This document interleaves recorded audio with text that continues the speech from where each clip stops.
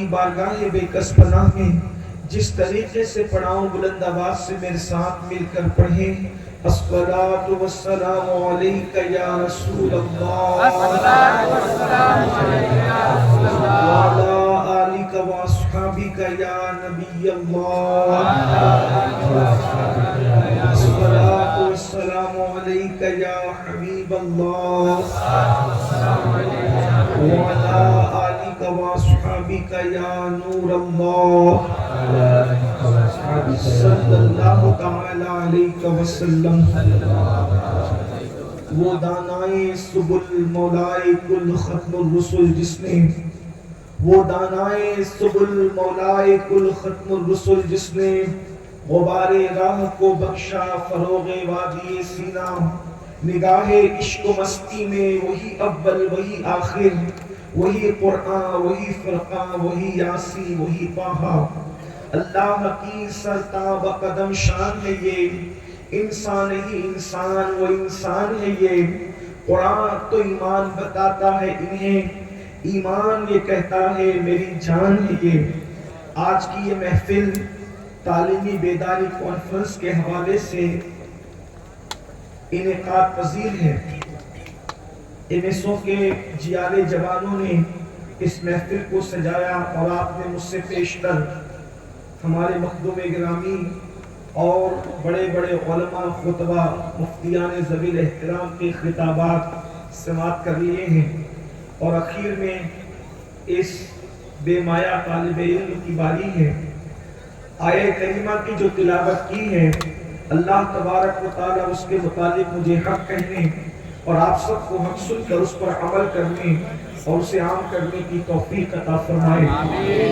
کائنات کے اندر تنہا اسلام وہ مذہب ہے جس نے بڑے اور چھوٹے کی تفریق کو ختم کیا ہے, جس نے کالے اور گورے کے فرق کو ختم کیا ہے, جس نے امیر اور غریب کے فرق کو ختم کیا ہے, جس نے زمانے جاہلیت کی رسومات کو حرف غلط کی طرح مٹا دیا ہے. اسلام کا وہ عظیم دستور وہ عظیم منشور حجۃ الوداع کے موقع پر خاتم النبیین قائد المرسلین رحمت للعالمین صلی اللہ علیہ وآلہ وسلم نے خطبہ حجۃ الوداع کی شکل میں پوری کائنات کو جو عالمی منشور عطا کیا تھا اس کے قیمتی الفاظ میں یہ بھی موتی گرے ہوئے تھے کہ کسی کالے کو کسی گورے پر کالا ہونے کی وجہ سے کوئی فضیلت نہیں ہے اور کسی گورے کو کسی کالے پر گورا ہونے کی وجہ سے کوئی فضیلت نہیں ہے. کسی عربی کو اجمی پر عربی ہونے کی وجہ سے صرف کوئی فضیلت نہیں ہے اور کسی اجمی کو کسی عربی پر اجمی ہونے کی وجہ سے کوئی فضیلت نہیں ہے. یہی اسلام ہے جس نے بادشاہ اور غلام کو ایک صف میں کھڑا کیا. یہی اسلام ہے جس نے مساوات کا درس دیا. یہی اسلام ہے اللہ اکبر جہاں غلام کعبے کی چھت پر نظر آیا اور اپنے وقت کے بڑے بڑے عرب کے سردار کہلانے والے زمین پر کھڑے ہوتے نظر آئے. یعنی اسلام نے تفریق کا خاتمہ کیا ہے. اسلام نے بڑے چھوٹے کی تفریق کو ختم کیا ہے, امیر و غریب کے فرق کو ختم کیا ہے. لیکن جب بات علم کی آتی ہے تو اللہ رب العزت خود جس نے تفریق کے خاتمے کا قانون سید العالمین کے ہاتھوں میں عطا فرمایا وہ خود ارشاد فرماتا ہے قل اے محبوبہ فرما دیجئے هل يستوي الذين يعلمون والذين لا يعلمون کیا برابر ہو جائیں گے, کیا دونوں اکول ہو جائیں گے؟ پڑھے لکھے اور ان پڑھ کیا دونوں برابر ہو جائیں گے؟ نہیں نہیں, یہاں تفریق کی گئی ہے. اللہ اکبر. تفریق حسن کی بنیاد پر نہیں, تفریق دولت کی بنیاد پر نہیں, تفریق مال کی بنیاد پر نہیں, تفریق بادشاہت کی بنیاد پر نہیں, تفریق اللہ اکبر کسی کو خوبصورت مکان کی بنیاد پر نہیں, تفریق اولاد کی کثرت کی بنیاد پر نہیں. اگر تفریق ہو رہی ہے تو صرف علم کی بنیاد پر ہو رہی ہے. جن کے پاس علم ہے ان کے برابر ان پڑھ لوگ کبھی نہیں پہنچ سکتے.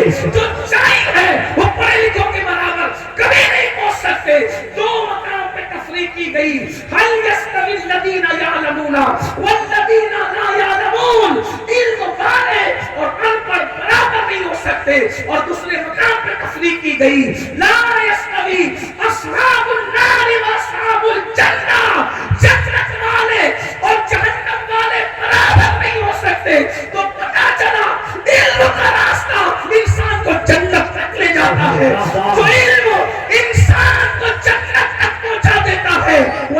انسان کو کہاں نہیں پہنچا. نعرہ تکبیر، اسی نعرہ رسالت.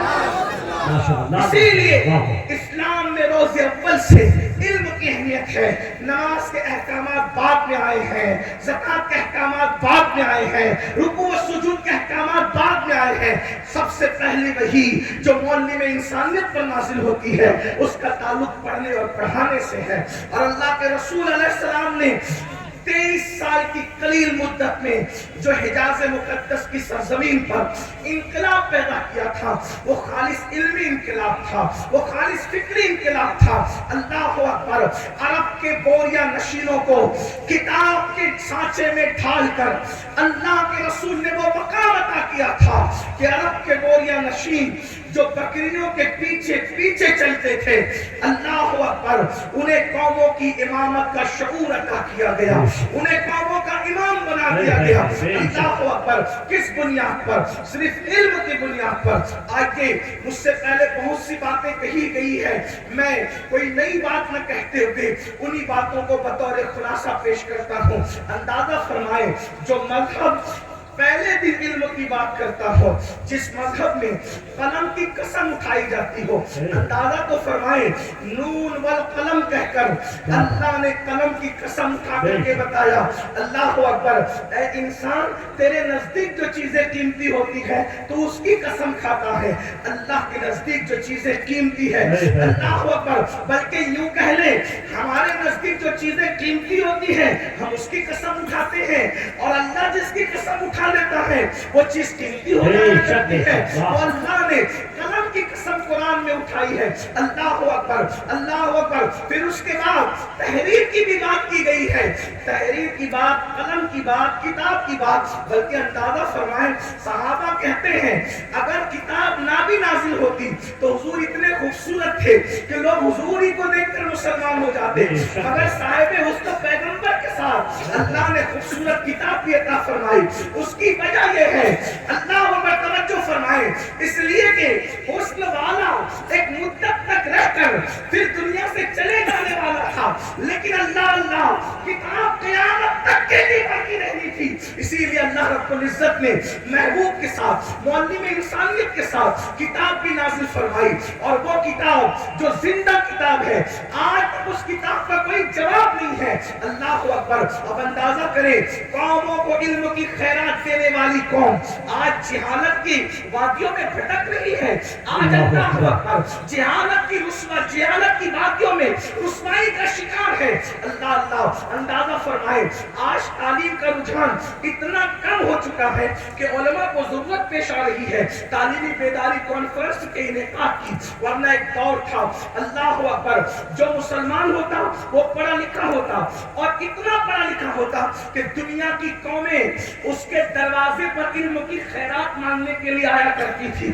اندازہ فرمائے وہ علم ہوتا، آپ نہیں جانتے، بڑے بڑے مفکرین، بڑے بڑے دانشور، بڑے بڑے اہل علم، بڑے بڑے اہل قلم، اور بڑی بڑی اللہ اکبر فلسفے کی کہ وہ بنیاد کو بیان کرنے والے محمد رسول اللہ کے غلام ہی ہوا کرتے تھے. میرے پیارے آقا علیہ الصلوۃ والتسلیم کے پیارے دیوانوں، آئیے میں آپ کے سامنے یہ بات رکھوں. جب سے مسلمانوں کی توجہ علم کی طرف سے ہٹی ہے، نتیجہ یہ ہوا ہے آج ذلت کی باتوں میں بھٹک رہے ہیں. لوگ کہتے ہیں مولانا کل تک ہم بادشاہ تھے، آج ہم لوگ بھکاری کیوں ہیں؟ میرے عزیز، کل تک بادشاہ اس لیے تھے کہ ہمارے ہاتھ میں اللہ اکبر علم کی شمع تھی، علم کی دولت تھی، اسی لیے ہم کامیاب تھے.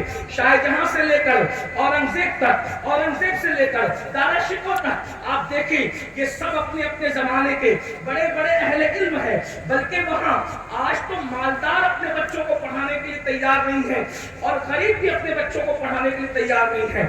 مالدار اس لیے پڑھانا نہیں چاہتا کہ میرے پاس تو فیکٹری ہے، میرے پاس تو دولت ہے، میرے پاس تو مال ہے، میں پڑھا کر کیا کروں گا مولانا؟ اس لیے کہ پڑھاؤں گا تو نوکری دلانی پڑے گی. یاد رکھنا، ہم نوکریوں کے لیے بچوں کو نہیں پڑھاتے، ہم اس لیے پڑھاتے ہیں کہ ہمارے بچے علم کا زیور حاصل کر کے ایک اچھا انسان بنے. اللہ اکبر. نوکریوں کی فکر کے ساتھ نصاب پڑھانے کی یہ بودھی فکر بعد میں جنم لی ہے. ہم نے اپنے بچوں کو اس لیے پڑھایا ہے کہ وہ اچھے انسان بنے. او مالداروں توجہ کرو, اگر آپ یہ سوچتے ہیں پڑھا کے کروں گا کیا, تو یاد رکھنا پڑھے لکھے کی فکر میں اور ان پڑھ کی فکر میں زمین آسمان کا فرق ہے. پڑھے لکھے کے کھانے کے انداز میں اور ان پڑھ کے کھانے کے انداز میں زمین آسمان کا فرق ہے. پڑھے لکھے کی گفتگو میں ان پڑھ کی گفتگو میں زمین آسمان کا فرق ہے. پڑھے لکھے کی سوچ میں ان پڑھ کی سوچ میں زمین آسمان کا فرق ہے. علم سوچنے کا انداز بدلتا ہے, علم چلنے کا انداز بدلتا ہے, علم بولنے کا انداز بدلتا ہے, علم طرز زندگی بدلتا ہے, علم طرز حیات بدلتا ہے, علم انسان کو انسان بناتا ہے. اللہ اکبر. اس لیے اگر آپ چاہتے ہو کہ ہمارے پاس تو فیکٹری موجود ہے لیکن پڑھا لکھا بندہ جس انداز سے فیکٹری کو چلا سکتا ہے ان پڑھ نہیں چلا سکتا. اس لیے اپنے بچوں کو پڑھائیے تاکہ ہمارے بچے اچھے عالم بنے, اچھے انسان بنے. آپ کو بتاؤں شاہ جہاں نے اپنے بچوں کو اتنا پڑھایا, اورنگزیب خود بھی, دانا شکو خود بھی, یہ لوگ صاحب تصنیف گزرے, اور ساتھ ہی ساتھ بیٹیوں کو بھی اتنا پڑھایا کہ جہاں بیگم نے سب سے پہلے میری اپنی دانش کے مطابق سرکار غریب نواز پر دنیا کو ایک مستند کتاب عطا کی. اس کے بعد جتنے لوگوں نے غریب نواز پہ قلم اٹھایا, عالم و مفکر ہو, کوئی ہو قلمکار, جہاں کے حوالے کے بغیر کوئی غریب نواز کی سیرت کو مکمل نہ کر سکا. رضیہ سلطانہ کا نام دنیا جانتی ہے. رضیہ سلطانہ کو آپ کس اعتبار سے جانتے ہیں مجھے نہیں پتا, لیکن رضیہ سلطانہ کی تاریخ یہ بھی ہے. اللہ اکبر. جب بہت سارے مرد علمی معاملے میں الجھ جاتے تھے تو رضیہ سلطانہ سے جو ہے اللہ اکبر رہنمائی لیتے نظر آتے تھے, اور وہ پردے کے پیچھے بیٹھ کر کے ام المومنین سیدہ طیبہ طاہرہ عائشہ صدیقہ رضی اللہ تعالیٰ عنہا کی سنت کو زندہ کرتی نظر آتی تھی. اس سے پتہ چلا کہ ہمارے یہاں بچیوں کی تعلیم کے لیے بھی بہت زیادہ جو ہے وہ اللہ اکبر تعلیم دی گئی, ابھارا گیا ہے.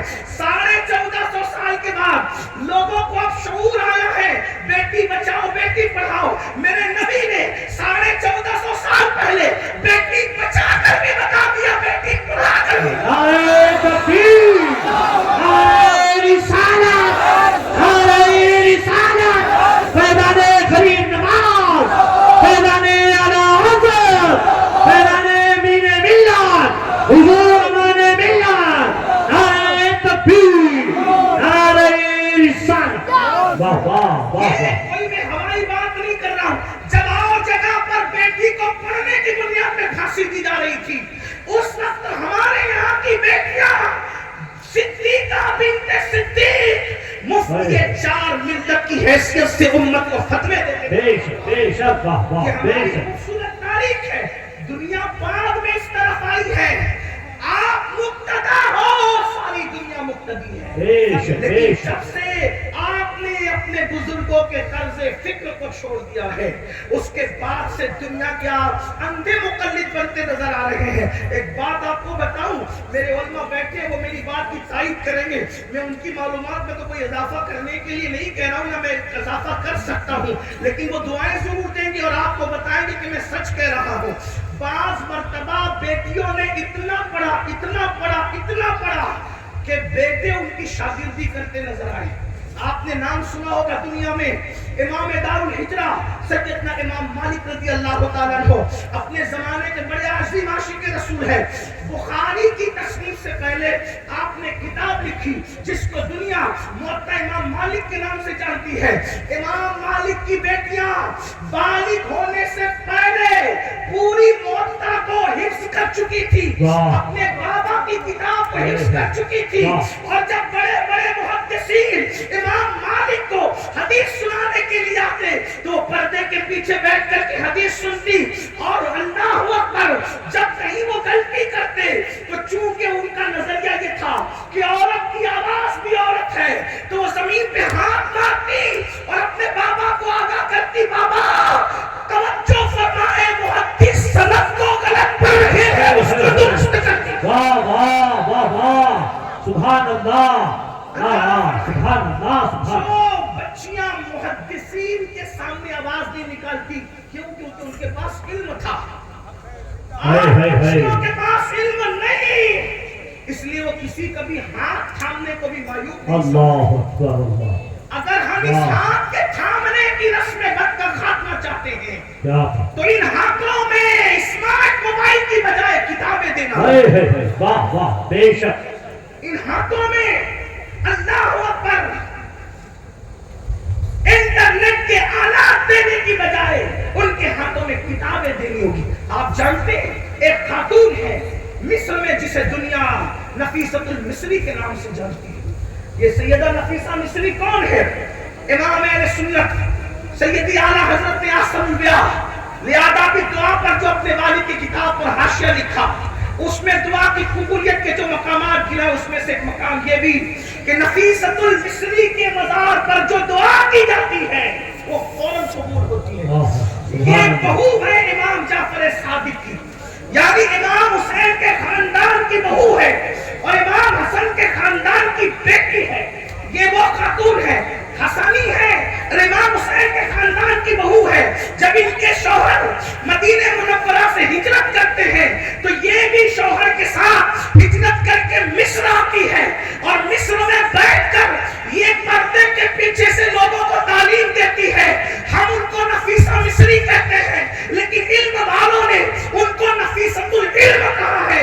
یہ اپنی سنہری تاریخ ہے مسلمانوں کہ جب وہ خاتون جسے نفیسہ مصری نفیست العلم کہا گیا ہے، جب پردے کے پیچھے بیٹھ کر وہ لوگوں کو علم دین کی تعلیم دے رہی تھی تو اپنے زمانے کا مجتہد مطلق محمد ابن ابلیس شافعی جن کو دنیا امام شافعی کہتے ہیں، وہ شافعی بھی پردے کے پیچھے سے نفیسہ سے علم حاصل کیا.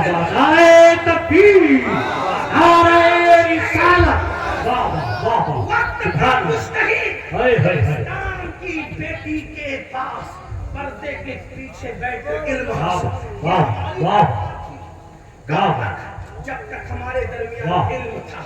آج بیٹیاں بھی کہاں پڑھ رہی ہیں، حالانکہ جتنا پڑھ رہی وہ تو بیٹوں سے زیادہ پڑھ رہی، مبارکباد کے مستحق ہے، لیکن پھر بھی ہماری طبیعت سیر نہیں ہو رہی ہے اس لیے کہ اکثر نہیں پڑھ پا رہی ہے. وجہ اب اس کی کچھ وجوہات میں عرض کرتا ہوں. خو کرے حمد سے تھوڑا سا گلا بھی سن لے، اس لیے کہ بیماری کا رونا روتے جائیں اور علاج نہ دے تو پھر. حضرت مفتی صاحب کی بلا نے کچھ اشارے دیے تھے اور ان کو صرف 15 منٹ کا ٹائم دیا گیا. اگر ان کے پاس اور ٹائم ہوتا تو وہ ضرور اس سے بہتر باتیں کرتے جو میں ان کی بات کو آگے بڑھا رہا ہوں. نمبر 1، پڑھاتے نہیں، اس کا نقصان کیا؟ بیٹیوں کو بھی نہیں پڑھا رہے، بیٹوں کو بھی نہیں پڑھا. اور کچھ بیٹیاں پڑھنا بھی نہیں چاہتی، کچھ بیٹے بھی پڑھنا نہیں چاہتے. حالانکہ تعلیم کے معاملے میں بیٹوں سے زیادہ آگے بیٹیاں ہیں اور یہ خوشگوار ماحول ہے. لیکن بیٹیوں کے آگے بڑھنے پہ ہمیں دکھ نہیں ہے، لیکن بیٹوں کے پیچھے رہ جانے پہ ہمیں تکلیف ہے. وجہ اس کی یہ ہے، میں آپ سے کہتا ہوں، وجہ یہ ہے کہ بیٹیاں پڑھ رہی ہیں، چاہے 5% ہی پڑھ رہی ہے، وہ 5% پڑھ رہی ہے، آپ 2.5% پڑھ رہے ہیں. اگر یہ سلسلہ آگے بڑھتا رہا، یہ بہت خوشی کی بات ہے، اس میں اضافہ ہونا چاہیے، اسی لیے تو یہ محفل ہے. لیکن وہ 5% پڑھے گی اور آپ صرف 2.5% پڑھو گے تو کہیں نہ کہیں جا کر اس کا اتنا بڑا نقصان ہوگا کہ ہم اس کا اندازہ نہیں کر سکتے. میں کوئی مفکر نہیں، لیکن ایک بات آپ کے سامنے کروں گا. اگر وہ 5% پڑھی لکھی لڑکیوں میں کوئی ڈاکٹر بن گئی، کوئی ٹیچر بن گئی، کوئی وکیل بن گئی، کوئی جج بن گئی، میں صرف مثال کے طور پہ کہہ رہا ہوں کہ شریف کو سے ایک مثال پیش کرتا ہوں. وہ بہت پڑھ لکھی، ڈاکٹر بنی، پی ایچ ڈی کر لیا، یہ کر لیا، وہ پروفیسر بن گئی، یہ بن گئی، وہ بن گئی. جب وہ جوان ہوگی، پڑھ لکھ کر اور شادی کی منزل آئے گی تو وہ تو 5% میں ڈاکٹر بن گئی، انجینئر بن گئی، وکیل بن گئی، جج بن گئی، پروفیسر بن گئی، سائنسداں بن گئی.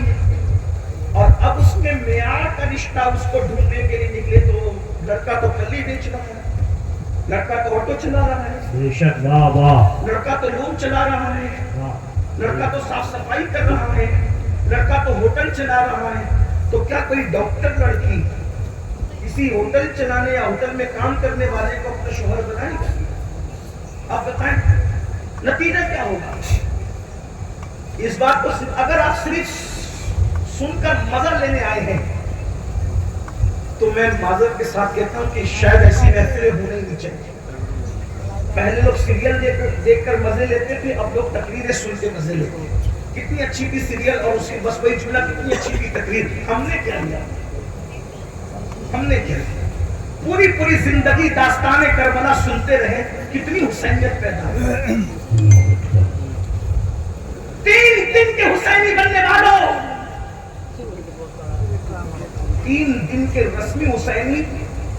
کچھ اور لوگ جو بنتے ہیں یہ اہل سنت کا مزاج نہیں ہے. بے شک کربلا جہد مسلسل کا نام ہے, بے شک کربلا تحریک کا نام ہے, بے شک کربلا ایک انقلاب کا نام ہے, کربلا ایک آفاقی انقلاب کا نام ہے. کربلا اس انقلاب کا نام ہے یا اس بہار کا نام ہے جس کے بعد کوئی خزاں نہیں ہے. کربلا اس جہد مسلسل کا نام ہے جس کے بعد کوئی جمود نہیں ہے. کربلا اس حرکت مسلسل کا نام ہے جس کے بعد پھر رکنا نہیں ہے, ٹھہرنا نہیں ہے. ہم نے کربلا سے سیکھا کیا؟ کچھ نہیں. رسومات رسومات اور صرف رسومات. اللہ کے بندو سنو, یہ 5% جو پڑھ رہی ہے, جب ان کو ان کے معیار کا رشتہ نہیں ملے گا تو پھر کہیں ایسا تو نہیں کہ یہ معیار کے چکر میں کسی اور کے ساتھ چلی جائے. پاسبل ہے. فتنہ ارتداد کا دروازہ اس سے بھی کھل سکتا ہے. تو یہ بات نہیں کہی جائے گی کہ اب انہیں پڑھنے نہ دو. میں تو یہ کہتا ہوں اگر یہ 5% پڑھ رہی ہے تو لڑکوں نے 10% پڑھنا چاہیے. بے شک, واہ ویسے بھی آپ کو ان سے ڈبل حصہ دیا گیا ہے. بے شک, جب آپ کو حصہ ڈبل دیا گیا ہے تو آپ کو محنت بھی ڈبل کرنی چاہیے. بے شک میں کہتا ہوں ارتداد کے یہ فتنے کی حقیقت کیا ہے میں اس کو نہیں جانتا. جتنا بتایا جا رہا ہے اتنا ہے بھی یا نہیں, یا صرف ہمیں رسوا کرنے کی کوشش کی جا رہی ہے. بلکہ میں تو یہ کہتا ہوں کہ ہر آئی ہوئی سوشل میڈیا کی بات پر تو اعتماد کرنا بھی نہیں چاہیے. جن کے کہنے پر ہم چاند کا آنا نہیں مانتے, ان کے کہنے پر بیٹیوں کا جانا کیسے مان سکتے ہیں؟ ہمیں تحقیق کرنا چاہیے. ہو سکتا ہے لیکن چند بھی اگر گئی ہیں, چند بھی گئی ہیں تو ہماری دکھ کی بات ہے. اور آگے پتہ نہیں کیا ہوگا, پرسنٹیج کیا ہوگا. اس لیے میں اپنے جوانوں سے کہتا ہوں, درد بھری باتیں کرنے والوں کی اتنی چلی گئی, اتنی چلی گئی, اتنی چلی گئی. اگر تمہارے دلوں میں اسلام کا درد ہے تو کم سے کم اپنی بیٹیوں کا ایمان بچانے کے لیے خود بھی پڑھو, اپنی بیٹیوں کو بھی پڑھو. واہ واہ واہ, سبحان اللہ. تاکہ آپ ان کے معیار کے مطابق جب اپنے آپ کو بنا سکو. اور اگر یہ صورتحال نہیں بدلی تو پھر بہت دردناک حالات پیدا ہوں. اب بچے پڑھ کیوں نہیں رہے؟ بہت سے ماں باپ پڑھانا چاہتے ہیں, بچے پڑھتے نہیں. بعض جگہ تو ماں باپ ہی نہیں پڑھانا چاہتے, بعض جگہ بچے پڑھنا چاہتے ہیں, ماں باپ پڑھاتے نہیں. ایک بات آپ سوچ کرو, کبھی کبھی وہ یہ کیوں نہیں پڑھ پاتے؟ لڑکیوں کے مقابلے میں لڑکے ایسا نہیں ہے کہ ذہین نہیں ہے. پہلی بات تو یہ ہے کہ ماہرین کا کہنا یہ ہے ماں کے پیٹ سے کوئی ذہین پیدا نہیں ہوتا, اور نہ ماں کے پیٹ سے کوئی کند ذہن پیدا ہوتا ہے. قدرت کی تقسیم سب کے لیے برابر برابر ہے. بس انسان کا حال یہ ہے, اس کو یوں سمجھ لے کہ ایک سائیکل آپ نے نئی لا کر کے رکھی اور آپ نے اس کو 10 سال تک چلایا ہی نہیں ہے. جب آپ اس کو نکالیں گے تو شاید وہ نہیں چلے گی, جام ہو جائے گی, کیونکہ اس کا استعمال نہیں ہوا. اور ایک سائیکل جتنی چلتی رہے گی اتنی ہلکی رہے گی. اس کو یوں ہی قیاس کر لیجیے کہ دماغ جتنا استعمال ہوتا ہے اتنا زیادہ وہ تیز ہوتا ہے, اتنا زیادہ وہ کام کرتا ہے اور ماحول اس کو متاثر کرتا ہے. ورنہ قدرت کی تقسیم سب کے لیے برابر برابر. قدرت نے سب کو نوازا ہے, بس اس کا استعمال. لوگ آپ سے پوچھتا ہوں, لوگ کہتے ہیں یار بدھو ہے میرا بیٹا پڑھتا نہیں. وہ بدھو ہے اور پھر اس کو یہ اسمارٹ موبائل چلانا کیسے آتا ہے؟ بلکہ حال یہ ہے میرے بھائی کہ 20 سال کا باپ جو فنکشن نہیں جانتا, 5 سال کا بچہ وہ فنکشن جانتا ہے. تو پھر یہ ان کو کیسے پتا؟ ابا کو بتاتا ہے اس میں یہ کرو تو وہ کرو, تو یہ حال ہے. اندازہ فرمائے. اور یہ بھی بات کہتا ہوں مسلمانوں, جتنا ٹیلنٹ اللہ نے قرآن کے ماننے والوں کو دیا ہے اتنا کسی قوم کو نہیں دیا ہے. اس کی وجہ یہ ہے کہ جن کے دل کے رشتے اللہ کی زندہ کتاب سے جڑے ہوئے ہوں, جن کے دل کے رشتے زندہ رسول سے جڑے ہوئے ہوں, پھر ان کے ٹیلنٹ کے سامنے کس کا ٹیلنٹ ٹک سکتا ہے؟ لیکن اللہ اکبر اپنی صلاحیت کو जुओं में, शराब में, नशे में, अल्लाह अकबर, लड़कियों से नाजायज ताल्लुकात में जो सर्फ कर दे वो क्या पढ़ेंगे लिखे। आज कहीं शऊरी और कहीं लाशऊरी तौर पर नशे को हमारे जवानों के दरमियान प्रमोट किया जा रहा है। तुम पढ़ न सको, आगे बढ़ न सको। नौजवान लड़कों के दरमियान जो पढ़े लिखे हैं उनको नशे का आदी बनाया जा रहा है। लोग कहते हैं उलमा इदारों के मुखालिफ है, कोई आलिम इदारों का मुखालिफ नहीं है। जो वाकई आलिम होगा वो किसी इदारे का मुखालिफ कैसे होगा। इदारों में फैली हुई बदनज़मियां, जराइम, गुनाह, बदअखलाकियां, बदतहज़ीबियां उसके मुखालिफ हैं। और हमने तो हमेशा इदारों की तारीफ की हमारे बुजुर्गों ने, बल्कि वल्लाह कायनात में सबसे पहली यूनिवर्सिटी का तसव्वुर अगर कहीं पर मिला है तो इस्लाम में मिला। बेशक बेशक। और आपको बताऊं आज हमारा ज़ौक़ ये है, जो मालदार बनता है वो कीमती कपड़े खरीदता है, जो मालदार बनता है वो कीमती मोबाइल खरीदता है। मना नहीं कर रहा, मेरी बात का मफ़हूम मुखालिफ मत लेना, लेकिन बात कपड़े खरीदेंगे, जूते खरीदेंगे, मोबाइल खरीदेंगे। आज से तकरीबन 700 साल पहले मुसलमानों का अंदाज ये था कि एक एक मालदार मुसलमान के घर की लाइब्रेरी में मालदार के 2-2 लाख किताबें पाई गई हैं। हलाकू और चंगेज के दौर में इसीलिए मुसलमानों के सर बाद में काटे गए, पहले उनकी लाइब्रेरियों को जलाया गया। वजह इसलिए कि दुनिया जानती थी मुसलमान का ताल्लुक इल्म से ऐसा है जैसे मछली का ताल्लुक पानी से हुआ करता है। वाह वाह बेशक। ताल्लुक तोड़ दो, इन्हें जाहिल कर दो, इन्हें अनपढ़ कर दो, इन्हें गवाह कर दो, और फिर क्या हुआ, लाइब्रेरियां जला दी गई, किताबों के को दीवारों में चुन दिया गया, और उसके बाद रही सही कसर इससे पूरी की गई कि ज़हीन बच्चों को जराइम पेशा बना दिया गया। अब देखा जाता है बाज़ाब्ता तौर पर उस जालिम ऐसे है कि जो बच्चे ज़हीन हैं उनसे दोस्ती कराई जाती है, उनको नशे का आदी बनाया जाता है। हमारे माशरे में देखो, इदारों में देखो, अब जो नशे में डूबेगा वो क्या पढ़ेगा। पिक्चर में ले जाया जाता है, कुछ लड़कियां ऐसी छोड़ी जाती है एजेंट के तौर पर जो पढ़ने वाले ज़हीन बच्चों को अपने गलत मोहब्बत के झांसे में फांस कर उसकी तवज्जो तालीम से हटा सके। कुछ पढ़ने वाली ज़हीन बच्चियों के दरमियान ऐसे लड़कों को एजेंट के तौर पे छोड़ा जाता है ताकि वो ज़हीन बच्ची का ज़हन भटक जाए, वो पढ़ न सके। और आप नताइज देख रहे हैं। फिर उसके बाद जितनी फिल्में आजकल बन रही है, सीरियल फिल्में तो कल भी सही नहीं बनती थी, आज भी नहीं, लेकिन सुना गया है हर फिल्म का उन्वान लड़का लड़की की मोहब्बत है। अब वो मोहब्बत नहीं बल्कि नफ्सानियत है। जो फिल्म की दुनिया के अंदर कॉलेज और यूनिवर्सिटी का माहौल बताया जाता है उसमें सिवाय इश्क के और क्या है, आंख लड़ाने के और क्या है, पाप के सिवा और क्या है, भागने भगाने के और क्या है। लेकिन नौजवानों को ये सोचना चाहिए कि हमारी जिंदगी 3 घंटे की फिल्म नहीं है। बेशक। वाह। हमें तो हर पल जीना है, हमें तो लोगों का सामना करना है, हमें तो जिंदगी गुजारनी है। इसलिए अपने मकसद को समझो। इस गंदगी के लिए पैदा नहीं हुए हो, चाहे वो नशे की गंदगी हो, चाहे वो जुए की गंदगी हो, चाहे वो अफेयर की गंदगी हो। अपने मकसद को, और पढ़ाई लिखाई के दौर में जो उलझ जाता है फिर उसकी जिंदगी तबाह और बर्बाद हो जाती है। इसलिए पाक-दामन रहो।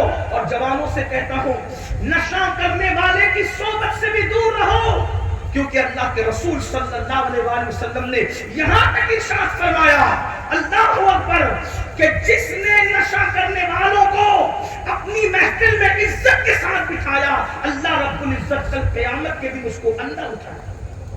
अल्लाहु अकबर। नशा करने वालों की सोबत से भी बचो।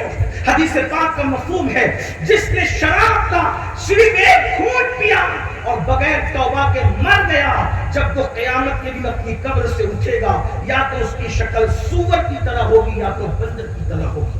मैं अपनी बहनों से और आपसे भी कहना चाहता हूँ, पढ़ो और इतना पढ़ो कि पूरी दुनिया आपके पीछे रह जाए। आपने आगे बढ़ना है, लेकिन दुनिया को पीछे करने के लिए हमें नहीं पढ़ना है, हमें आगे बढ़ने के लिए पढ़ना है। तो नंबर 1 ये गुनाह और जराइम बच्चों को पढ़ने नहीं देते, उलझाया जाता है। नंबर 2 मालदार लोग ये सोच के नहीं पढ़ाते कि कराएंगे क्या, अच्छा इंसान बनाने के लिए पढ़ा। नंबर 3 लोग समझते हैं कि गुर्बत تعلیم کے حصول کے لیے رکاوٹیں سد راہ ہیں، لیکن میں آپ کو یہ بات بتاؤں، غربت کبھی بھی ترقی کی راہ میں رکاوٹ نہیں بنی۔ ہم جتنے بھی بڑے بڑے اپنے اکابرین کو دیکھتے ہیں، بظاہر ان سب کا تعلق غریب گھرانوں، بظاہر کہہ رہا ہوں، آپ دیکھیں یہ جتنے لوگوں نے امت کو سہارا دیا، امت کی کشتی کو سہارا دیا، یہ سب بیوہ ماں کے یتیم بچے زیادہ تر نظر آئے۔ نمبر ایک، اٹھا لے سرکار غوث پاکی کی زندگی، بچپنے میں آپ یتیم ہو گئے تھے، جوانی میں آپ کی امی بیوہ ہو گئی، اور ماں نے اپنے بیٹے کی کل رقم اس اتنی تھی کہ اس کی صدری میں سل دی تھی، مشہور واقعہ، میں واقعہ نہیں بیان کرنا، ٹوٹل رقم تھی بس 40 دینار، اور اسی پر زندگی تمام ہونی تھی۔ اور جب سرکار غوث پاک چلے ہیں تو کوئی بھائی بھی ساتھی نہیں ہے، کیونکہ اور کوئی بھائی بڑا نہیں تھا، کوئی چچا تایا ساتھ میں نہیں ہے، اکیلے جا رہے ہیں علم کی راہ میں، اصول علم کے لیے اکیلے جا رہے ہیں۔ کہاں؟ ایران سے عراق کا سفر، گیلان سے بغداد معلیٰ تک کا سفر۔ میں ان سنیوں سے پوچھنا چاہتا ہوں، غوث پاک کی بریانی تو تمہیں یاد ہے، سرکار غوث العالم دستگیر کا یہ کردار کب یاد کرو؟ اللہ اکبر۔ ہم لوگ غوث پاک کی نیاز کے مخالف نہیں ہیں، الحمدللہ ہر ماہ کرتے ہیں، اور یہ بھی بتا دو کوئی قبول کرے نہ کرے یہ تو خوشی کا سودا ہے۔ ہم لوگ تو آئے ہوئے دسترخوان کے کھانے کو اس وقت تک نہیں کھاتے جب تک اپنے بزرگوں کے نام سے فاتحہ نہیں پڑھتے، کیا بات، چاہے بے ہاتھ شک، اٹھا کے پڑھے چاہے ہاتھ اٹھا کر نہ پڑھے، لیکن بہرحال ہم سورہ فاتحہ پڑھتے، اپنے بزرگوں کے اشارے ثواب کے لیے، اس کے بعد لقمہ اٹھاتے ہیں۔ ہمارے یہاں تو طریقہ یہ ہے، اس لیے کہ ہمارا عقیدہ یہ ہے اہل سنت کا کہ جس کھانے پر فاتحہ پڑھ دی جائے اللہ اس میں شفا پیدا کر دے، اس لیے کہ سورہ فاتحہ سورۃ الشفا ہے، جہاں پڑھی جائے گی اس میں شفا ہو۔ الحمدللہ۔ تو بات عرض کر رہا تھا، اکیلے چلے ہیں علم کی طلب میں، کمی کیا تھی؟ ماں کے پیٹ سے صاحب کرامت پیدا ہوئے، لیکن دنیا کو درس دے رہے ہیں اگر تو صاحب کرامت بھی ہے تو بھی تجھے علم کی ضرورت ہے۔ بے شک بے شک، واہ واہ، بے شک۔ یہاں تو استعمال کی سنتیں بھی نہیں پتا ہے، اور کہتے ہیں کہ ہم پڑھ کے کیا کریں گے؟ ارے پڑھ کے کیا کریں گے؟ پڑھ کے کیا کریں گے یہ علم والا جانتا ہے، علم کی برکت ہے، اس لیے علم کی طرف پیش رفت کرو۔ اس کے بعد سرکار غریب نواز کو دیکھیں، حضور غریب نواز کا حال تو یہ تھا کہ بالغ ہونے سے پہلے والد بھی دنیا سے جا چکے، اور آپ نے مشہور واقعہ سنا ہوگا کہ پنچکی اور باغ جو ہے وہ حصے میں آیا تھا، پھر اس کو بھی چھوڑ دیا، طلب علم میں نکلے۔ محبوب الہی اللہ اکبر، ماں بیوہ ہو گئی ہے، اور غربت کا عالم یہ ہے، اللہ اکبر۔ میں اپنی بہنوں سے کہتا ہوں، ایک پیغام دینا چاہتا ہوں، اگر واقعی یہ سننے آئیے، اگر بیٹے اور بیٹی کی تعلیم میں شوہر آپ کا ساتھ نہ دے سکے تو آپ تنہا کمر کس کے کھڑی ہو جاؤ، اس لیے کہ بہت سارے بزرگوں کو باپ کی موت کے بعد ماں نے پڑھایا ہے۔ یہ حالات تھے محبوب الہی کے گھر کے۔ سرکار محبوب الہی فرماتے تھے کہ ہمارے گھر میں ایک ایک ہفتے تک چولہا نہیں جلتا تھا، یہ میری ماں کی تربیت ہے۔ محبوب الہی کہتے مگر چولہا نہ جلنے پر میری ماں یہ نہیں کہتی تھی کہ فاقہ کرنا ہے، بھوکے رہنا ہے، بلکہ میری ماں نے ایک خوبصورت جملہ مجھے کہنا تھا جب ہمیں بھوکا رہنا تھا کہ بیٹا آج ہم اللہ کے مہمان ہیں۔ کہتے واللہ ماں کے اس جملے میں اتنی لذت آتی تھی کہ کھانے میں وہ لذت نہیں تھی جو ماں کے اس جملے میں تھی کہ بیٹا آج ہم اللہ کے مہمان ہیں، ہم اللہ کے مہمان ہیں۔ اور جب کئی دن تک کے کھانا پکتا تھا تو میں اپنی ماں سے بڑی سادگی سے کہتا تھا ماں ہم اللہ کے مہمان کب بنیں گے؟ اندازہ فرمائیں۔ اور آپ جانتے ہیں کس طرح پڑھایا محبوب الہی کو؟ چرخہ کاٹ کر، چرخہ کاٹ کر کے پڑھایا۔ یہ بہنوں کے لیے بہت بڑا سبق ہے کہ اگر تمہارا شوہر ساتھ نہیں دیتا وہ نکما ہے، اس کو شعور نہیں ہے، اگر وہ بچوں کے مستقبل کا بھلا نہیں چاہتا ہے تو مائیں نظام الدین اولیاء کی امی کی سنت پر عمل کرے، اگر انہیں چرخہ کاٹنا پڑے تو کاٹے۔ اور ہمارے تو مہاراجا کے سرکاروں نے پیغام دیا، آپ نے ہر خطیب سے سنا کہ آدھی روٹی کھائیں گے، بچوں کو پڑھائیں گے، پڑھانا ہوگا بچوں۔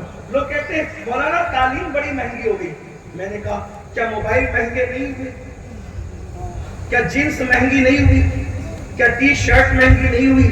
کیا جوتے مہنگے نہیں ہوئے؟ سبھی تو مہنگا ہوا، پوری دنیا میں تو مہنگائی ہی مہنگائی ہے. تو کیا مہنگے جوتے کبھی تم نے پہننا چھوڑ دیا؟ مہنگے کپڑے کبھی تم نے پہننا چھوڑ دیا؟ مہنگے موبائل استعمال کرنا تم نے چھوڑ دیا؟ ہر مہنگی چیز لینے کو تیار ہو. مہنگی تعلیم کا بہانہ کر کے اپنے بچوں کو اسکولوں سے کیوں نکالتے؟ کچھ مہنگا نہیں ہے. اگر جوتے مہنگے نہیں لگتے تو تعلیم بھی مہنگی نہیں لگنی چاہیے. اور میں تو یہ کہتا ہوں صرف 10 سال اس مہنگائی کے بوجھ کو سر پہ اٹھا لو، تمہاری 3 نسلیں انشاءاللہ غربت سے نجات پا جائیں. بے شک بے شک بے شک. پڑھاؤ اپنے بچوں. جب محبوب الہی رحمت اللہ تعالیٰ علیہ کی دستار کا وقت آیا تو استاد نے کہا بیٹا تمہارے دستار ہونی ہے. استاد دستار پہ کیا ہوتا ہے؟ کہا کھانا کھلانا پڑتا، علماء کو سر پہ پگڑی باندھی جاتی. تو کہا حضرت ہمارے یہاں ایک ایک ہفتے تک چولہا ہی نہیں چلتا. کہا ٹھیک ہے کھانا ہم کھلا دیں گے علماء کو استاد ہونے کے ناطے، تم پگڑی کا انتظام کر لو. ماں سے جا کے کہا ماں امامہ چاہیے اس لیے کہ میری دستار ہوگی. ماں نے کہا کچھ دن کا ٹائم لے لو بیٹا. کہا ماں کیا کرو گی؟ کہا تمہاری دستار میں خود تیار کروں گی. دن میں جو چرخا چلاؤں گی اس سے گھر کا خرچ نکل جائے گا، اور رات کو چاند کی چاندنی میں جو دستار بنا کروں گی اس سے تمہاری پگڑی تیار ہو جائے گی. اندازہ فرمائے یہ جتنے بڑے بڑے بزرگ میں کس کس کا نام ہوں، ان سب لوگوں نے غربت میں پڑھا ہے، اور پڑھنے کے بعد اتنے آگے بڑھے ہیں کہ دنیا کے امام بن گئے. دنیا حیرت انگیز ہے. اس لیے میری گزارش ہے غربت کبھی بھی تعلیم کی راہ میں رکاوٹ نہیں ہے. اگر آپ کمر کستے میں اپنے جوانوں سے کہتا ہوں چھوڑ دو یہ ٹائم پاس کرنا، چھوڑ دو یہ راتوں کو دیر تک جگنا، چھوڑ دو یہ فلمیں دیکھنا، چھوڑ دو جو وہ موبائل پر دیر تک کے وقت کو برباد کرنا. 8 گھنٹے کی بجائے 12 گھنٹے محنت کرو، 12 گھنٹے کی بجائے 14 گھنٹے، 14 گھنٹے کی بجائے 16 گھنٹے محنت کرو، اور محنت کر کے اپنے بچوں کو پڑھاؤ، تعلیم میں آگے بڑھاؤ. اور ایک بات کہہ دوں دنیاوی تعلیم میں بھی آگے بڑھاؤ، لیکن دنیاوی تعلیم کے ساتھ ساتھ دینی تعلیم ان کے لیے از حد ضروری ہے. ورنہ اللہ نہ کرے ایسا نہ ہو، کیونکہ ہمارے یہاں بس بات کو میں سمیٹتے ہوئے ہمارے یہاں علم کے لیے یہ لازم ہے، علم کے لیے یہ لازم ہے کہ عصری علوم کے ساتھ پہلے دینی علوم ہونا چاہیے. کیوں؟ پہلے ہی دن ہمیں بتایا گیا جب حضرت جبریل امین آئے اور آنے کے بعد کہا اقرا پڑھیے، تو میرے نبی نے کیا فرمایا؟ ما انا بقاری، میں نہیں پڑھتا. کچھ یاد لوگوں نے اس کے معنی یہ بیان کر دی اپنی مرضی سے کہ مجھے پڑھنا نہیں آتا. استغفر اللہ. جو معلم کائنات بنا کر بھیجا گیا، جو معلم انسانیت بنا کے بھیجا، انہوں نے خود کہا انما بعثت معلما، کہ میں معلم بنا کر بھیجا گیا. جس کی علم کی سند قرآن یوں بیان کرتا ہے وَعَلَّمَكَ مَا لَمْ تَكُنْ تَعْلَمْ وَكَانَ فَضْلُ اللَّهِ عَلَيْكَ عَظِيمًا، کہ محبوب ہم نے آپ کو وہ سب کچھ سکھا دیا جو آپ نہیں جانتے تھے. جس کی علم کی سند قرآن یوں بیان کرتا ہے الرحمن علم القرآن، رحمان نے قرآن سکھایا. کس کو؟ انسانیت کی جان محمد رسول اللہ. اور میرے امام نے تو لوگ کہتے ہیں امی کا مطلب ہوتا ہے جسے پڑھنا نہ آتا. ہم نے کہا یہ تو قرآن کا اعجاز ہے کہ قرآن ایک ہی لفظ کو کئی کئی معنی میں بیان کرتا ہے. ایک تقوی ہی کو دیکھ لیں، تقوی کے معنی کہیں پرہیزگاری کے، تقوی کے کئی معنی اللہ کے ڈر کے، تقوی کے کئی معنی بچنے کے، تقوی کو الگ الگ معنی بیان کیا گیا. خود قرآن نے دال کو الگ الگ معنی بیان کیا ہے، کئی گمراہی کے معنی میں، کئی خود رفتگی کے معنی میں، کئی ڈوب جانے کے معنی میں. یہ قرآن کا اعجاز ہے. تو کیا سب کو ایک ہی لفظ سے ہاتھوں گے؟ امی کا معنی ان پڑھ ضرور ہوتا ہے، لیکن امی کا معنی یہ بھی تو ہو سکتا ہے کسی کے پڑھائے بغیر پڑھا ہو سکتا ہے. امی کا معنی یہ بھی ہو سکتا ہے، اس لیے کہ حضور جہاں پیدا ہوئے اس شہر کا ایک نام ام القریٰ بھی ہے. تو جیسے اندور والوں کو اندوری کہتے ہیں، لکھنؤ والوں کو لکھنوی کہتے ہیں، تو ام القریٰ میں پیدا ہونے والا اس اعتبار سے امی بھی تو ہو سکتا ہے. لیکن میرے امام نے مسئلہ ہی حل کر دیا، اسی کو امام احمد رضا کہتے ہیں ایسا امی کس لیے منت کشے استاد ہو. وہ جو امی ہے نا، وہ امی پڑھا لکھا ضرور ہے لیکن دنیا کا کوئی انسان اس کا استاد نہیں ہے. کیا بات ہے. ایسا امی کس لیے منت کش استاد ہو. کیا کفایت اس کو اقرا ربک الاکرم نہیں. کیا کفایت اس کو اقرا ربک الاکرم نہیں. یعنی اگر آپ دیکھیں ان کے علموں کی سند تو اقرا ربک الاکرم بارہ انہوں نے کہا مانا بقاری. ہم ادب والے کہتے ہیں میں پڑھنے والا نہیں. کیوں نہیں؟ تو پھر حدیث پاک میں بڑا مشہور سا ذکر ہے جو آپ بار بار سیرت کی کتابوں میں پڑھتے سنتے رہتے ہیں کہ جبریل علیہ السلام نے ان کو پکڑا اور دبایا بھیجا اور یہ عمل 3 مرتبہ ہوا. تو کچھ یار لوگ یہ بھی کہتے ہیں ایسا دبایا کہ وہ کانپ گئے. میں نے کہا اگر دبانے سے کوئی کانپتا ہے تو دوبارہ دبانے کی حاجت کیا ہے. اس کو ایک مثال کے ذریعے سمجھاتا ہوں. بات کو سمیٹنے لگا لیکن توجہ ایک ملانے کے صرف سمجھانے کے لیے. ایک باپ اپنے بیٹے کا ہاتھ دبائے اور بیٹا کہتا تو کیا بابا کو دوبارہ دبائے گا؟ نہیں. لیکن ایک بچہ اپنے باپ کا ہاتھ دبانے کی کوشش کر رہا ہے, وہ دبتا ہی نہیں. تو دباتے دباتے تھکے گا, پھر چھوڑ دے گا, پھر دوبارہ کوشش کرے گا, پھر 6 بارہ کوشش کرے گا. ایسے ہی ہوتا ہے. سمجھانے کے لیے ملانے کے لیے نہیں, ان مثالوں کو دور رکھیں. ہم کیا بیان کر سکتے ہیں؟ جبریل نے دبایا اس کو جس کے سینے کا حال یہ ہے. قرآن کہتا ہے الم نشرح لک صدرک. واہ واہ واہ. وہ سینے کی شان کیا ہے؟ قرآن کہتا ہے لو انزلنا هذا القرآن على جبل لرأيته خاشعا متصدعا من خشية الله. اگر اس قرآن کو کسی پہاڑ پہ نازل کرتے پہاڑ ریزہ ریزہ ہو جاتا. جب پہاڑ اس قرآن کی ہیبت کو برداشت نہ کر سکا تو سینے مصطفیٰ کی قوت یہ ہے کہ اس سینے پر اللہ نے قرآن کو نازل کیا ہے اور قرآن کا اللہ اکبر وہ ہیبت و جلالت سینے مصطفیٰ اٹھاتا رہا. نعرہ تکبیر, نعرہ رسالت, فیضان قریب نماز, فیضان قرآن مقدس, نعرہ تکبیر. جبریل امین پہلی مرتبہ دباتے ہیں اور دبانے کے بعد جبریل امین دباتے ہیں لیکن وہ مصطفیٰ جان رحمت کی طاقت جس کو بارے دو عالم کی پرواہ نہیں, ایسے بازو کی قوت پہ لاکھوں سلام. اللہ اکبر. جبریل کی طاقت اور مصطفیٰ جان رحمت کی طاقت برابر برابر تو نہیں ہے نا میرے بھائی. جب چلنے میں دونوں کی طاقت برابر نہیں ہے تو پھر اللہ اکبر دبانے کا معاملہ کیا ہوگا؟ آپ کہیں گے چلنے کا کہاں؟ میں نے کہا نہیں دیکھتے حلیمہ کی بکریوں کے پیچھے دیکھا تو اپنے جیسا بشر کہہ دیا. ذرا آسمانوں پر جبریل کو مصطفیٰ جان رحمت کے ساتھ بھی تو چلتے دیکھو. کیفیت کیا ہے؟ میرے امام کہتے ہیں تھکے تھے روح الامی کے بازو, کہاں وہ دامن کہاں وہ پہلو, رکاب چھوٹی امید ٹوٹی نگاہ حسرت کے بدلے.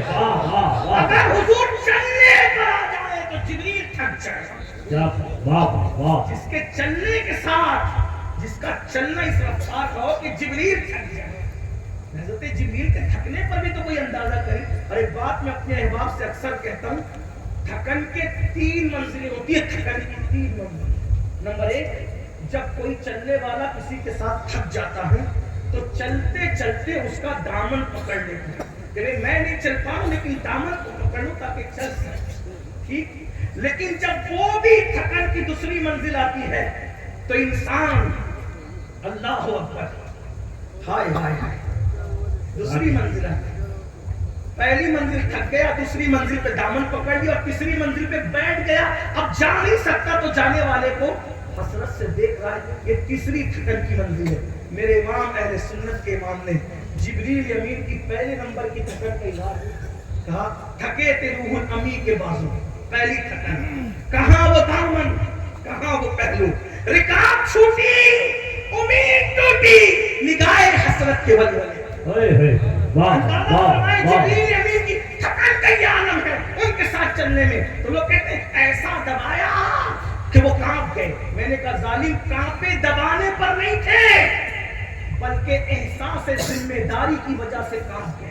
کانپے ضرور تھے لیکن احساس ذمہ داری کہ اتنی بڑی ذمہ داری میرے اللہ نے مجھے دی ہے کہ بت پرستوں کو خدا پرست بنا, پتھر دلوں کو تراش کر کے رشک آفتاب اور مہتاب بنانا ہے. अल्लाह अकबर, शिर्क में डूबे हुआ को आसमान हिदायत का तारा बनाना, एहसास जिम्मेदारी का।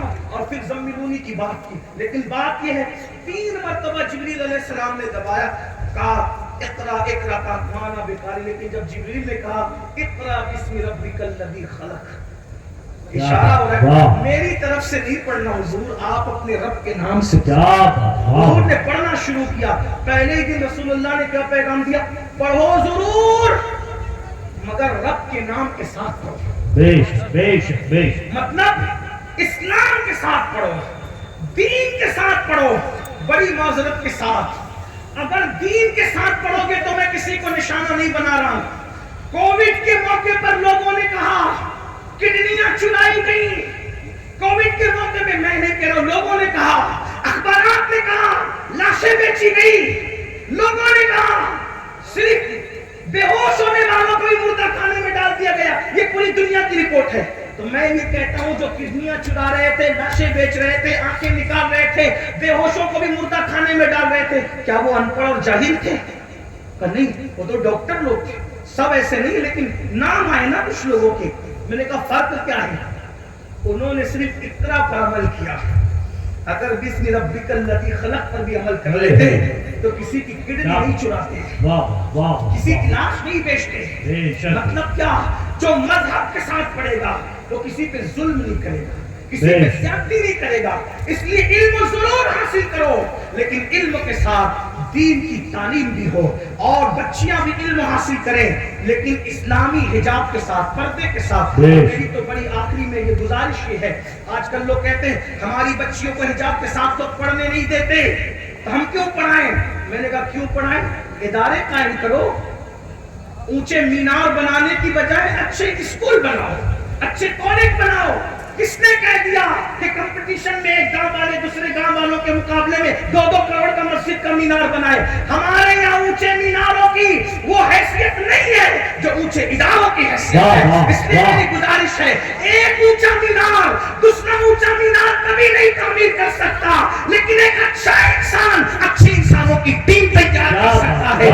आपको नहीं पता, हमारे यहाँ अच्छी इमारतें बनाने की बजाय अच्छे इंसान बनाने की तरफ जोर दिया गया है। इसलिए कि एक अच्छा इंसान कई अच्छे इंसान बनाता है। मिसाल के तौर पर हिंदुस्तान में एक अच्छा इंसान आया था, उसने 90 लाख को इस्लाम के सामने डाल दिया। अल्लाह अकबर।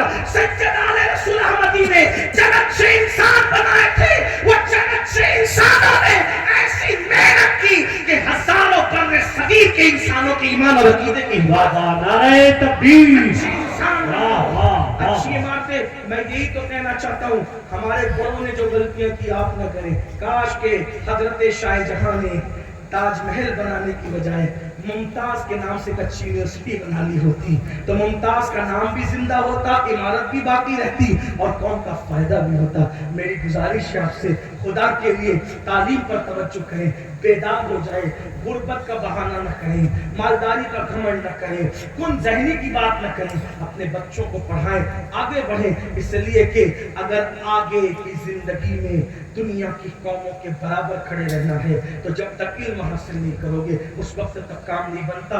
एक कौम थी जो चलती थी इसी हिंदुस्तान में, तो उसको अपने कदम को भी मिटाना पड़ता था, अपने कदम को भी मिटाना। किसी कुएं पर जाके वो पानी नहीं पी सकते थे, किसी इबादत खाने में जाके वो इबादत नहीं कर सकते थे। उनमें एक शख्स पैदा हुआ, उसने कौम को कहा पढ़ो पढ़ो। जो अपने नक्शे कदम को भी मिटाने पे मजबूर थे, जब वो पढ़ने पर आए तो आज वो आला लोग कहलाने वालों के बाजू से बाजू लगा के बैठे। नादान मुसलमान जो अपने कदम का निशान मिटाने पे मजबूर थे, वो पढ़ लें तो उनको ये मर्तबे मिलते हैं। तेरे लिए तो अल्लाह ने कुरान में या अय्युहल्लज़ीना आमनू का लक़ब अता फरमाया है। तू कितना अजीम है, अगर तू पढ़ेगा तो कितना आगे बढ़ेगा। बस इकबाल के कहने पर मैं ये कहता हूँ, हम बहुत कुछ रोना रोने کے بعد بھی کہتے ہیں کہ ہم مایوس نہیں ہیں، اس لیے کہ اللہ نے ہماری قوم کے اندر غیرت رکھی، حمیت رکھی ہے۔ بیدار ہوئیے، پڑھیے، پڑھائیے، ذمہ داری کو نبھائیے۔ نہیں اقبال مایوس اپنی کشت ویراں سے ذرا نم ہو تو یہ مٹی بڑی زرخیز ہے ساقی۔ اور اقبال نے رونا روتے میں کہا تھا خدا تجھے کسی طوفان سے آشنا کر دے کہ تیری بحر کی موجوں میں اضطراب نہیں۔ میرے جوانوں، اگر ماں باپ تمہیں نہیں پڑھاتے کوئی بات نہیں، تم دن میں محنت کرو، چاہے وہ پارٹ ٹائم جاب کرو اور اس کے بعد پڑھنے کی کوشش کرو، محنت کرو، اس لیے کہ جس کی زندگی جتنی پر مشقت ہوتی ہے اللہ اس کے لیے اتنی ترقی کے راستے کھول دیتا ہے۔ اور پر مشقت زندگی گزارنا یہ رسول اللہ کی سنت ہے، یہ صحابہ کی سنت ہے، یہ اولیاء کی سنت ہے۔ تعیش پرستی کو ختم کر دو، موبائل سے دوستی کرنے کی بجائے کتابوں سے دوستی کرو، قلم سے دوستی کرو، موبائل کو بطور ضرورت استعمال کرو، انٹرنیٹ کو بطور ضرورت استعمال کرو، اور کتابوں کو اپنا ایسا دوست بناؤ کہ جب تک علم حاصل نہیں کرو گے اس وقت تک وہ دن گویا کہ ہمارا ضائع ہو گیا، کہ ہمارا ہی تو اسلام ہے جو کہتا ہے اللہ اکبر، رات کے مختصر سے حصے میں علم کا حاصل کرنا رات بھر جاگ کر نفل عبادت کرنے سے بہتر ہے۔ اس لیے روزانہ کچھ نہ کچھ سنا کرو، کچھ نہ کچھ سیکھا کرو، عمل کیا کرو۔ اللہ پاک کی بارگاہ میں دعا ہے اللہ میری قوم کو پڑھنے کی توفیق عطا فرمائے، آگے بڑھنے کی توفیق عطا فرمائے، تعلیمی شعور زندہ فرمائے، تعلیمی شعور بیدار فرمائے، اور اللہ ہماری قوم کو اتنا آگے بڑھائے کہ دنیا حسرت کی نگاہ سے دیکھتی رہے اور وہ دور پھر لوٹ کر کے آئے۔ اللہ اکبر، کہ دنیا کا ہر انسان مسلمانوں کے دروازے پر بھیک بھی مانگتا تھا اور علم بھی مانگتا تھا۔ اللہ کرے وہ زمانہ پھر لوٹ کر کے آئے۔ اللہ تعالی ہم سب کو عمل کی توفیق دے۔ جو گفتگو ہوئی اگر باتیں صحیح ہے اللہ کی طرف سے ہے، کوئی غلطی ہو گئی ہو تو اللہ کی بارگاہ میں توبہ کرتا ہوں۔ استغفر اللہ ربی ان ربی لغفور رحیم وما علینا الا البلاغ۔ السلام۔